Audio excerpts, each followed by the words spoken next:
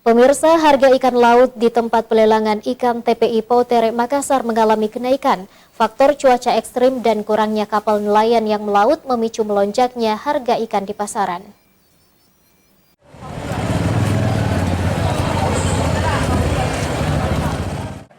Harga ikan laut di tempat pelelangan ikan Poutere mengalami kenaikan hingga sebesar 30%. Cuaca ekstrim beberapa hari terakhir membuat harga-harga ikan di pusat pelelangan ikan Poutere melonjak tajam. Salah satu nelayan yang juga pedagang di TPI Poutere, Yunus, mengatakan naiknya harga ikan disebabkan kondisi cuaca yang ekstrim dan terang bulan. Hal itu membuat nelayan mempertimbangkan untuk melaut, bahkan sebagian nelayan memilih beristirahat.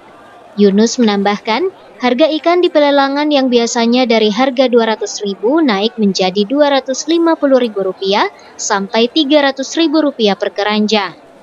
Sekarang harganya ikan agak naik karena sekarang kan terang bulan. Sebagian itu nelayan istirahat.